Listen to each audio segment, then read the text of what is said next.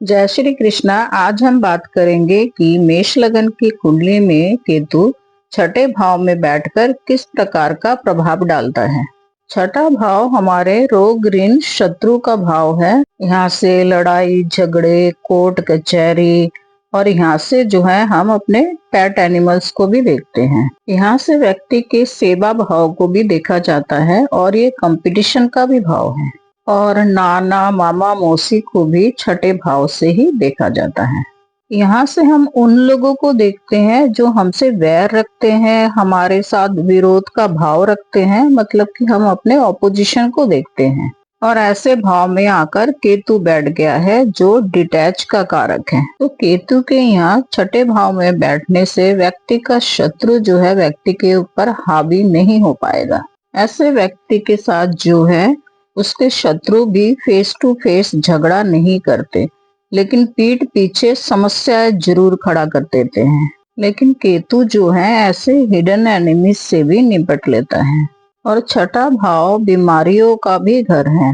ऐसे लोगों की बीमारी जो है जल्दी पकड़ में नहीं आ पाती क्योंकि केतु भ्रमित कर देता है। कई बार व्यक्ति अंदर से तो बीमार होता है लेकिन उसकी रिपोर्ट ठीक आ जाती है। और कई बार व्यक्ति जो है दवाई भी गलत ले रहा होता है, उसे बीमारी कुछ होता है और वो किसी और बीमारी की ही दवाई खा रहा होता है। और केतु यदि कुंडली में पॉजिटिव है तो ऐसे लोग बीमार कम ही पड़ते हैं। और कुंडली में यदि केतु खराब बैठा हुआ है तो ऐसे में व्यक्ति को कई प्रकार की बीमारियां हो सकती है। पथरी की समस्या हो सकती है, अपेंडिक्स की समस्या हो सकती है और पेट के निचले हिस्से में कोई तकलीफ हो सकता है। इनके पैरों में दर्द रहता है, खासकर दाएं पैर में।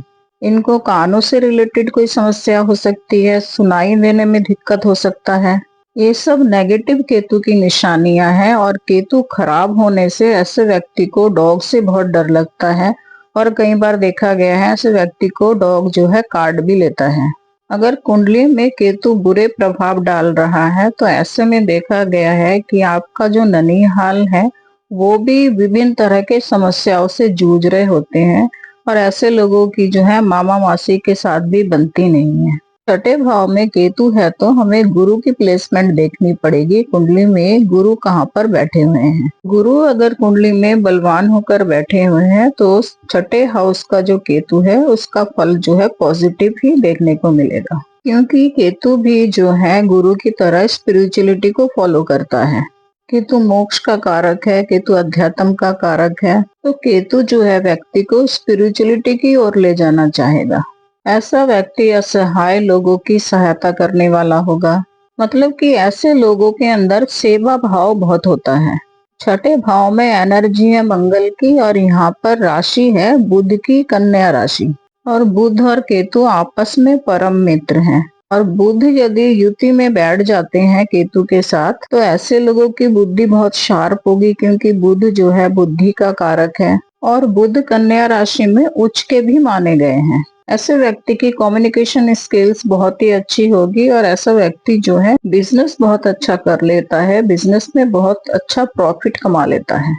ऐसा व्यक्ति अकल्ट में जा सकता है, हीलिंग में जा सकता है, क्योंकि केतु जो है व्यक्ति के साइकिक पावर को बहुत ज्यादा बढ़ा देगा। और यहाँ पर यदि बुध बैठा हुआ है केतु के साथ युति में तो ऐसा व्यक्ति जो है बहुत ज्यादा इंटेलिजेंट भी होगा। तो ऐसा व्यक्ति जो है मेडिकल साइंस में भी जा सकता है। और क्योंकि केतु को मेडिसिन का कारक भी माना गया है तो ऐसा व्यक्ति मेडिसिन से जुड़े व्यापार में भी जा सकता है। और इस भाव से जो है हम कोर्ट कचहरी को भी देखते हैं, यानी कि क्राइम को भी देखते हैं। कोई क्राइम करेगा तो ही उसे जो है कोर्ट कचहरी के चक्कर लगाना पड़ेगा। तो यहाँ पर छठे भाव में यदि मंगल बैठ जाता है आगे केतु के साथ तो ऐसे में जो है व्यक्ति क्रिमिनल एक्टिविटी में खुद को लिप्त कर सकता है। तो ऐसे में जो है व्यक्ति को कोर्ट कचहरी के चक्कर लगाने पड़ सकते हैं। तो यहाँ छठे भाव में जो है केतु का बिल्कुल ही डिफरेंट स्वभाव देखने को मिलेगा आपको। यहाँ जो है केतु व्यक्ति को कभी तो बहुत ज्यादा क्रोधित और जो है गुस्सैल बना देता है और कभी बिल्कुल ही जो है व्यक्ति बहुत ज्यादा शांत मिजाज का देखने को मिलता है। वैसे छठे भाव में ज्यादातर केतु जो है अच्छा ही रिजल्ट देता है। यदि किसी मेलेफिक ग्रह की दृष्टि ना हो और कोई मेलेफिक ग्रह जो है केतु के साथ युति में ना बैठे यहाँ पर केतु व्यक्ति को बहुत ज्यादा साहसी बना देता है और व्यक्ति जो है हर समस्या का मुकाबला डट कर करता है। और यहाँ पर केतु छठे भाव में 3 नक्षत्रों में हो सकते हैं, उत्तरा फाल्गुनी, हस्त और चित्रा। उत्तरा फाल्गुनी नक्षत्र के स्वामी हैं सूर्य देव। तो कुंडली में यदि सूर्य देव की प्लेसमेंट अच्छी है तो रिजल्ट अच्छा ही देखने को मिलेगा। ऐसा व्यक्ति बहुत आत्मविश्वासी होता है, समाज में उसकी मान सम्मान बहुत होती है और ऐसा व्यक्ति किसी ऊंचे पद पर प्रतिष्ठित होता है। सरकार से संबंधित कार्यों में ऐसे व्यक्ति को बहुत सहयोग मिलता है।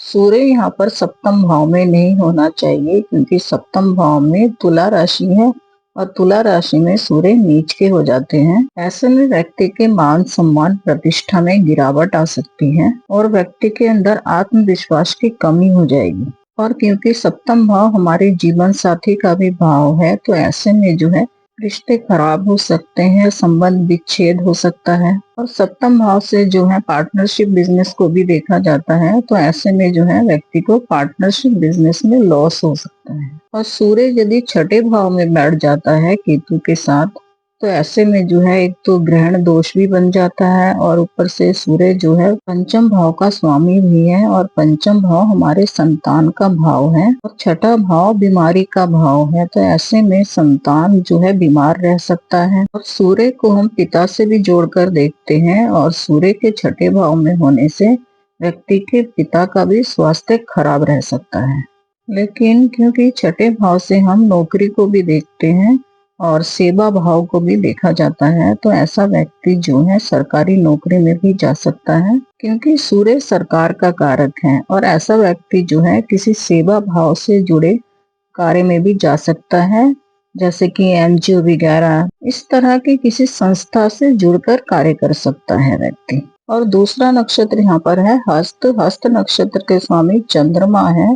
तो केतु यदि छठे भाव में चंद्रमा के नक्षत्र में बैठे हुए हैं, तो कुंडली में हमें चंद्रमा की प्लेसमेंट देखनी पड़ेगी। चंद्रमा यदि चौथे भाव में अपनी ही राशि में है तो बढ़िया है, अच्छा है। और चंद्रमा यदि पंचम भाव में है या नवम भाव में है तो भी अच्छा है, क्योंकि पंचम भाव में और नवम भाव में जो है सूर्य और गुरु की ऊर्जा है, जो कि चंद्रमा के मित्र होते हैं। तो ऐसे में चंद्रमा को बल मिलेगा। और चंद्रमा क्योंकि धन के कारक है, सुख के कारक है और मन के भी कारक है। व्यक्ति का मन प्रसन्न रहेगा, व्यक्ति के पास लिक्विड मनी होगी और व्यक्ति को अपने माता का भी सुख मिल पाएगा। लेकिन चंद्रमा कुंडली में छठे भाव में, 8वें भाव में और 12वें भाव में नहीं होना चाहिए।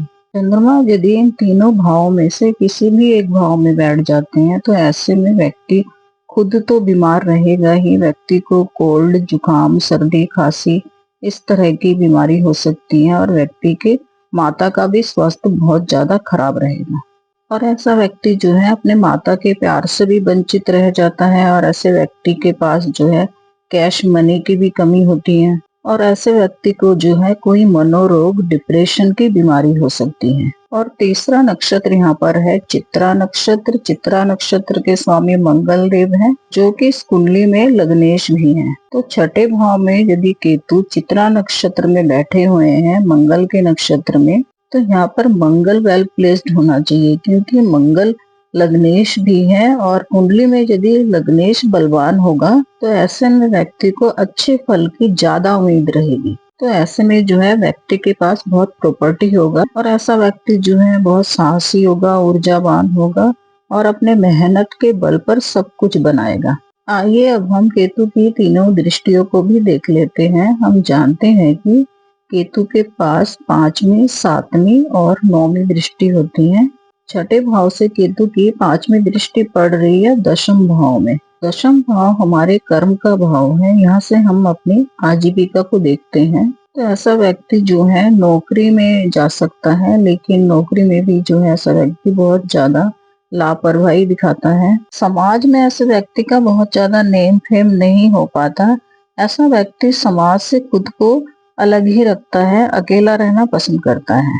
कुंडली में यदि सूर्य और शनि की प्लेसमेंट अच्छी है, तो ऐसे में जो है व्यक्ति को समाज से थोड़ा बहुत सहयोग मिल जाता है और अपनी इनकम से व्यक्ति कुछ प्रॉफिट भी कमा लेता है, क्योंकि शनि जो है दशम और एकादश भाव का भी स्वामी है और एकादश भाव से जो है हम इनकम से लाभ को देखते हैं, व्यक्ति की इच्छा की पूर्ति को देखते हैं। तो इनकम में लाभ होने से जो है ऐसे में व्यक्ति की कुछ इच्छाओं की पूर्ति हो सकती है। और छठे भाव से केतु की सप्तम दृष्टि पड़ रही है 12वें भाव में और 12वें भाव में राहु बैठे हुए हैं। तो ऐसा में केतु की सप्तम दृष्टि कोई काम नहीं करेगी। 12वें भाव का जो भी रिजल्ट होगा वो राहु से ही मिलेगा। राहु 12वें भाव में बैठकर व्यक्ति को विदेश में सेटल करवा सकता है, लेकिन यहाँ पर राहु व्यक्ति के खर्चे बहुत बढ़ा देगा।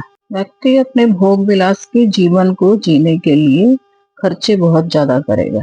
और छठे भाव से केतु की नवम दृष्टि पड़ रही है द्वितीय भाव में। द्वितीय भाव हमारा धन भाव है। यहाँ से हम अपने परिवार को देखते हैं, परिवार की संपत्ति को देखते हैं। तो केतु की यह दृष्टि जो है व्यक्ति को परिवार से अलग करवा सकता है। व्यक्ति के संचित धन की हानि हो सकती है। ऐसा व्यक्ति जो है बोलचाल में भी बहुत ज्यादा अच्छा नहीं होता, लेकिन यदि शुक्र कहीं अच्छा बैठा हुआ है तो ऐसे में जो है व्यक्ति को अपने पेरेंटल प्रॉपर्टी का कुछ सुख मिल सकता है। केतु यदि कुंडली में नेगेटिव बैठा हुआ है तो केतु अपनी दशा अंतरदशा में व्यक्ति को विरक्ति दिलाता है। ऐसे व्यक्ति को डिप्रेशन हो जाता है, व्यक्ति आइसोलेशन में चला जाता है। तो यदि केतु आपको बहुत ज्यादा परेशानियां दे रहा है तो आप केतु के उपाय कर सकते हैं। केतु के उपाय के लिए आप शनिवार के दिन 1.25 किलो काली दाल किसी ग्रे कलर के कपड़े में बांधकर बहते जल में प्रवाह करें। और आपको कान में सोना धारण करना चाहिए और गुरु की चीजों का दान करना चाहिए। आपको गुरु की चीजें हैं केसर, हल्दी, गुड़, चना, पीला वस्त्र। इन सब चीजों को आप मंदिर में किसी ब्राह्मण को दान दे सकते हैं। और कुछ ना हो तो आप मंदिर में केले का भी दान कर सकते हैं। आप गरीब असहाय लोगों को भोजन करा सकते हैं। आप डॉग्स को खाना खिला सकते हैं। इस तरह के कुछ उपाय करके आप केतु के बुरे प्रभाव को कम कर सकते हैं।